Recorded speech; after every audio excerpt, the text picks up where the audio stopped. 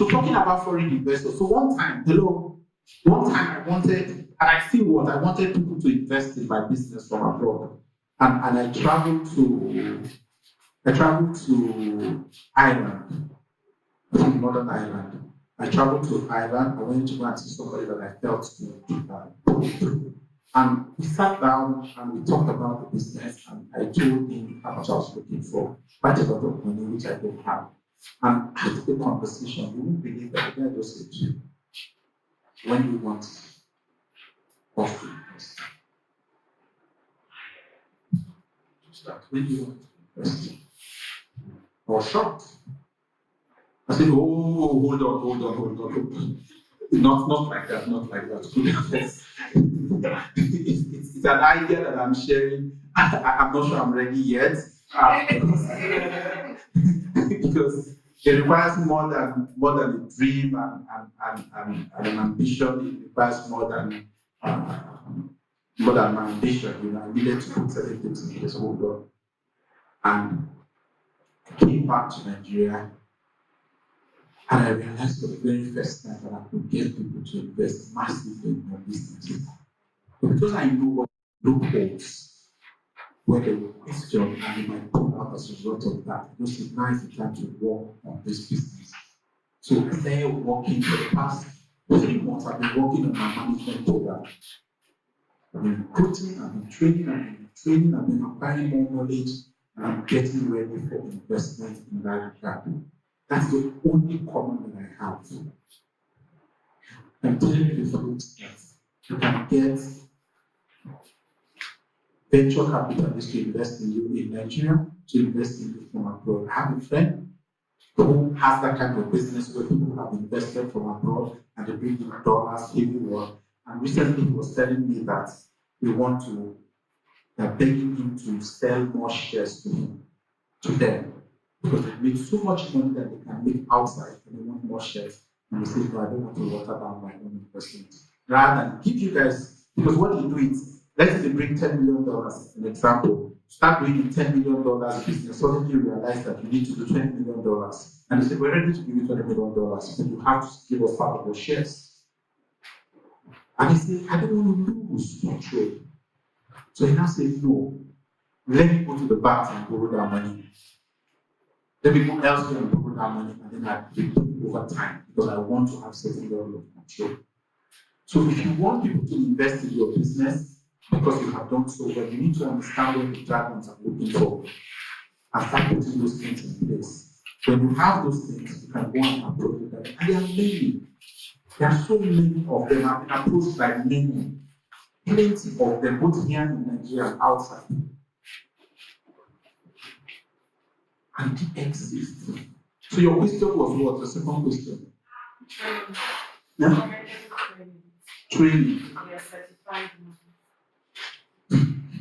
So that's even why I'm having this masterclass. Because there are very few places where you can learn in Nigeria in this industry. If you go to India, if you go to Bangladesh, if you go to those countries where we take the garment and textile industry very seriously, those trainings you can find in the university. Example, if you want to learn how to do pattern drafting, CAD pattern drafting, computerized pattern drafting, you can tell me where you will find that training in Aba. You won't see it anywhere. Because that industry has not advanced to that level. Second question. If you want to learn quality control, for you to become a quality control officer in the garment industry, and it's actually a course that you study somewhere else. Tell me where you can study it here.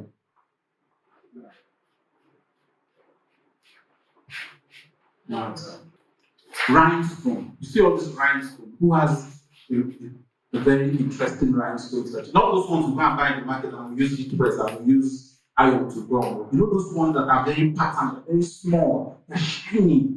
Who can tell me where you can learn that here in Aba? Or even in Nigeria? Nobody's doing it in Lagos. I know what they're doing in Lagos. That's not what I'm talking about. That's not what I'm talking about. Huh? Okay. Now he's telling there's a lady that has the machine. But that one that they do on senators, that's not that one I'm talking about. There are people who even do it in their bathroom. So next question. Let's say we talk about machineries. Let me use one small machine. It's called a fusing machine. There are companies that I visited in Lagos that have a machine that is called fusing machine. We use it to plumb and all that. And for each of the factories that I went to, those machines were not working. Why were they not working? They can't find who to fix them. As an entrepreneur in this business, as you continue to invest, you realize that, like my mother used to say, you will be the fly that brings out blood out of his own head. If you want to excel in this business and go far, you must be ready to kill yourself and learn yourself. Because there are no institutions to train. You have to figure out how to learn. When you finish learning, you can now pass that knowledge to your staff. So I bought you. Hello, man. You said you do pattern pattern illustration and all that. Fashion illustration. What software do you use? I use Sketchbook. You use Sketchbook. You don't have a software for that. I use an app, Sketchbook. That online app that you use is rudimentary. So I bought a software that does fashion design illustration and it's 1.5 million. And it's been with me for the past 6 months. I can't use it. I don't know who can use it. So I saw one girl that was advertising online that she puts a lot of her work online, and I saw her, she's in Abuja. So I chatted her. I said, "You do this and all that?" She said, "Yeah, I do." I said, "What software do you use to this?" I use my phone. I said, "What did you say?" I use my phone. That's my mind. That's my professional. There are softwares for that. I cannot find anybody that can do it. So now, like every other software I have used, I have to learn how to use it. After learning, I will now teach. There are very little places, not very many places where you can learn it, very fortunate. But there are 1,001 places that you can learn online. You know, online and the internet has actually created what one writer wrote to and stated actually a level playing field for everybody. Calls it the world is flat. I think that's the name of the book. It's called The World is Flat. I've forgotten the guy who wrote it. The name of the guy. He said, "What I can do in the US that somebody else in India can do the same thing because of technology." There's so much that you can learn all by yourself if you have the mindset of growth to learn by yourself. So today I make boasts everywhere I go. I say I'm the best pattern drafting person in Nigeria. Nobody can draft patterns using a computer, using software like me. Nobody. And the reason why I make that boast is I'll challenge you. Come and show me what you do with patterns on the car, using software. Come and show me. I have not found any place. I've seen people who have similar software that I have, but they don't have the skill that I have. I learned it all by myself. For the past 3 years, that's all I do. And I have perfected it. And at this time of my life, and because of the difficulty that I see in this country, and the fact that a lot of our youths in this country are directionless. Because we want to do a lot of things for ourselves, but we don't know where to learn from. Because the bullshit that they give us in universities, they have no value after we leave the university. They have no practical value. You can use them. You can solve people's problems with what you get from the university. You can help your community with what you get from the university. All those theories that they propagate in the universities are essentially useless in our time and age today. You go to the university for you to be effective. Thereafter, you need to learn different skills to be able to survive in the day that we find ourselves today. It's a different world today. What they teach us today was Mongo Park theory that people use that skill to survive. In our day and time today, those Mongo Park theory are essentially useless.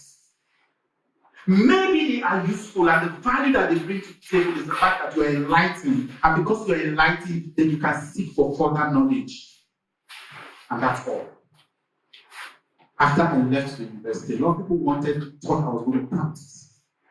My father was infuriated and angry and disappointed that I had just been called over, and I had told him I was going to practice.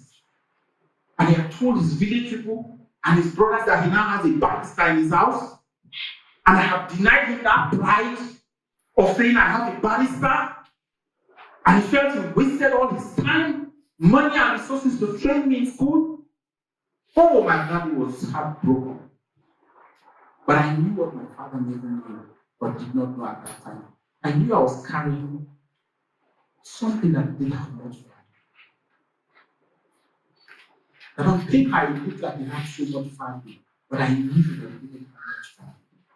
I had to abandon it, come to Aba, and learn the skill that I felt is more practicable than the 8 to 10 years that I spent in school. And that's what I do today. I've acquired so much knowledge in this industry that I don't want to die tomorrow and die with my knowledge. That's why I'm having this class. Because of a lot of you are just grappling in the dark. You're just grappling in the dark. You don't know what to do. You don't know how to do it. You don't know what resources that you need.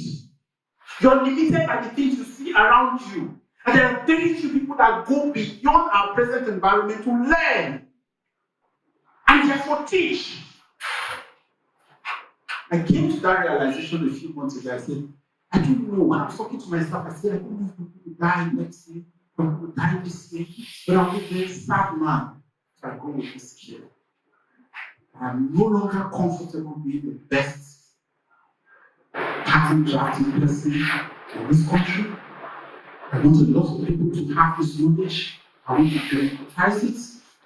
I think it will bring so much value to humanity in Nigeria.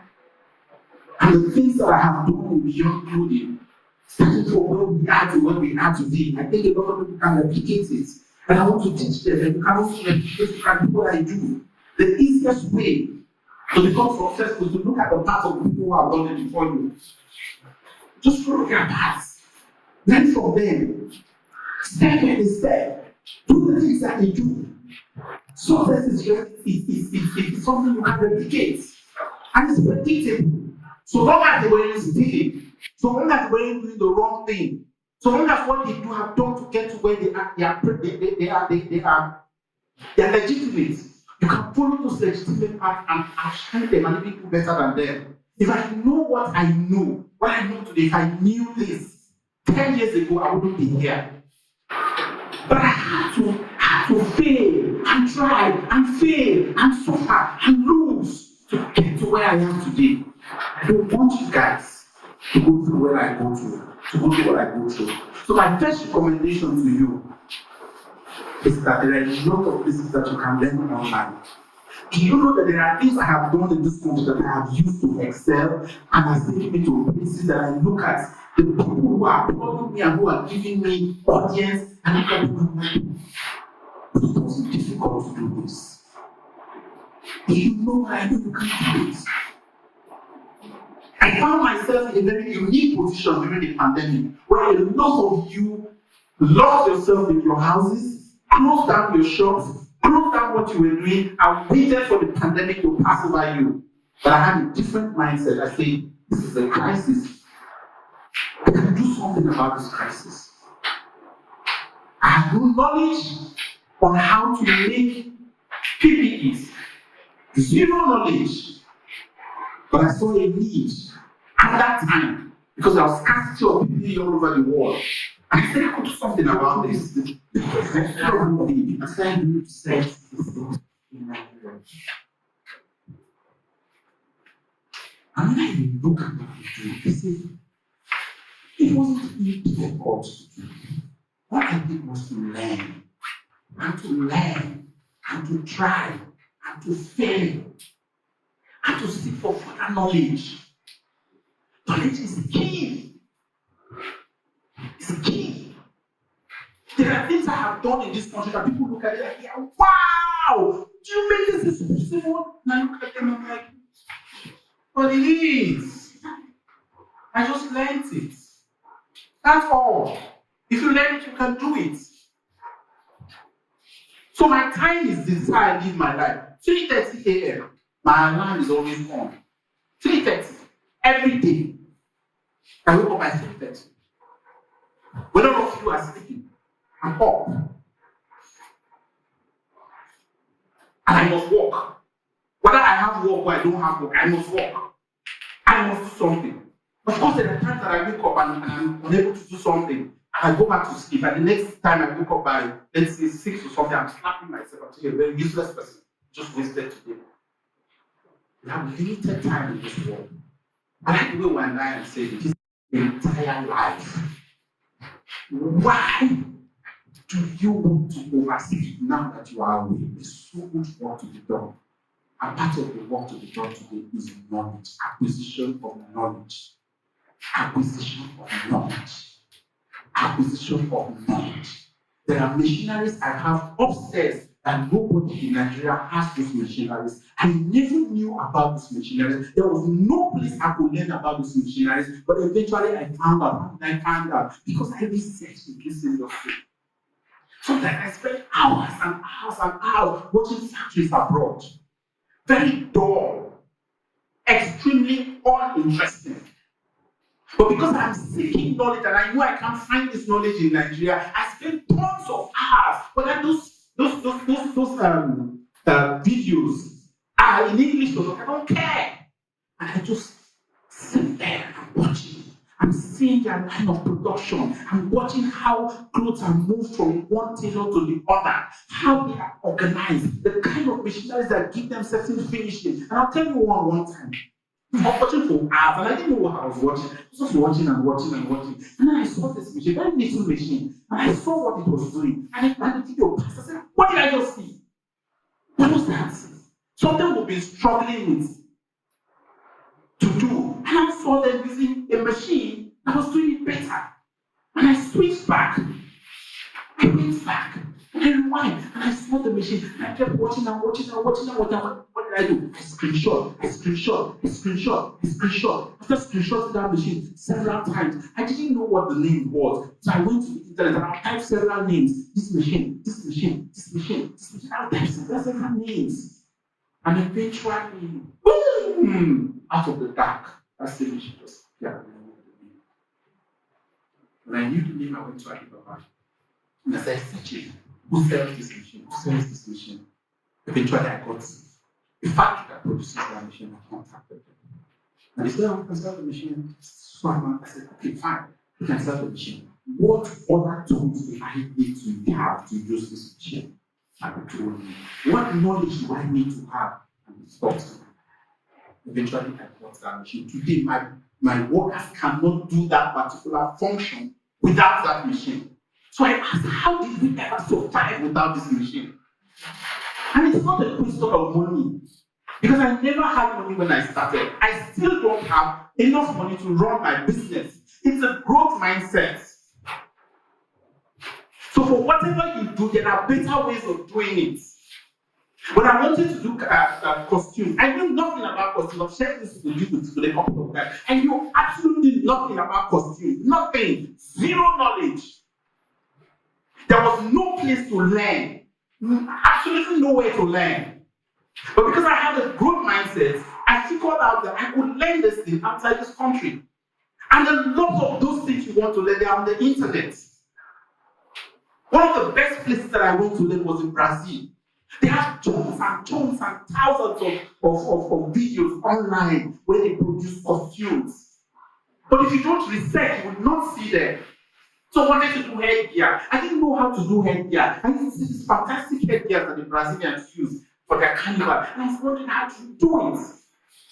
So I would spend hours and hours watching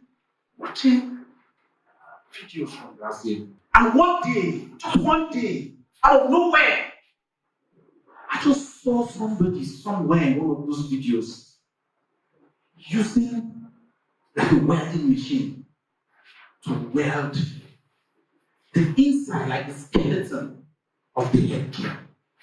And I looked at it, I was like, oh my God, this is not too difficult. I can't do this. I can't do this. I can't do this. So I screenshot the way they were doing it. I came, I saw it, brought the guy that was working to me. I said, this is not how to do it. This thing is not rocket science. This is how they do it. This is the kind of material that they use. We might not find exactly their material, but we can find something that is similar. We don't have the kind of welding machine that we use to weld this kind of metal, but we can find something similar.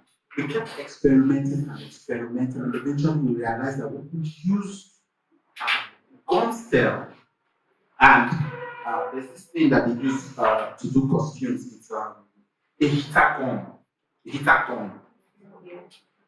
And we used it. And for years, we used that to produce fantastic headgears, costumes. And so when we go on the parade those days, I would ask myself, these things we're doing, people can do them. Why are they not doing it? Because we're not ready to invest a lot of time researching. That's the difference.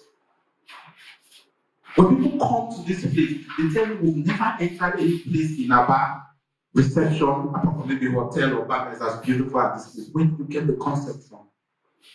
It's because I invest so much of my time in researching and acquiring better knowledge. That's what makes all the difference. We're limited in this country. We're limited in this part of the country where we stay and we find ourselves, but you cannot limit yourself because of the limited knowledge. You need to be able to spend so much time to learn your industry, to find out what works and what doesn't work, and experiment. I have the privilege, the rare privilege of being the most useless and the most wasteful fashion designer in Nigeria. So I can go to the market now and buy something for 50,000 naira and I bring it and I destroy it. I take it apart. How did you do it? I want to know how you did it. Am I making sense? Yes. Are these things you can do? Are they difficult to do? So the good news is that if you succeed with one, you will build up so much momentum and confidence in that line of thoughts that you will do the next one. And you do the next one. And you do the next one. And in the process of it, you become a master in that area. We have a machine that we bought recently. I've not been able to use it for a very long time. And then I started doing research about the machine. And then I figured out to solve the problem. And now we have a newer problem. We found out that there are certain components that you need in the machine that we cannot even find there in Aba. So I'm talking to everybody that I know around. Do you know where I can get this? Do you know where I can get this? Do you know where I can get it? I'm getting leads. After a while, I find out how to use this machine, how to fix it, how to maintain this machine, so I become a god in that area. But people are scared to invest in those things because you think you don't have knowledge in those things. Don't be scared. That's what makes all the difference in what you do. What are the things that people are not doing around you? I don't feel that you don't have money. Because I don't want you to be discouraged and feel you don't have money. Start with the little that you have, start where you are, and progress in that direction gradually. So I'll give you this example. When I wanted to do embroidery in Aba those days, there was nobody that had an embroidery machine in Aba at that time. The only person that had an embroidery machine was Rose's Garment. And Rose's Garment at that time was hiding it. Nobody knew we had those machines. They had those machines, embroidery machines for years, but we didn't know. So when I came out of school, I didn't know how to do it. But I just figured out how to use my hands. So I'll just go to the market, I'll print letters, on paper, and then I'll gum them on the kind of shiny surfaces I want to do. I'll use scissors to cut them, and all that, and I'll put them on the t-shirt I'm wearing to make. Then I'll go to people who use U20 embroidery machine, and they will stitch it for me, and I'll sell it. Start scrapping. Whatever you want to do, you have an idea to do. Start scrapping. You know what means to start scrapping? Start anyhow. Start uselessly. Start shamelessly. Start making faults and mistakes and doing the wrong thing and let people laugh at you. But just start, because you don't have the resources to do the best products.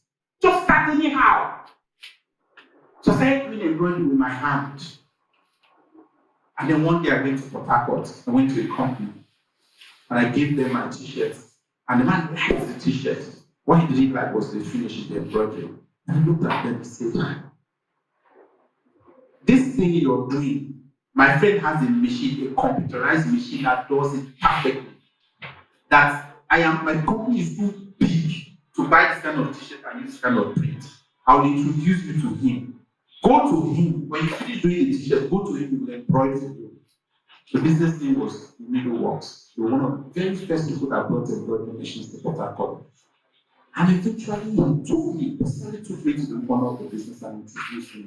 And I saw the computerized embroidery machine for the very first time in my life. I was like, oh my God.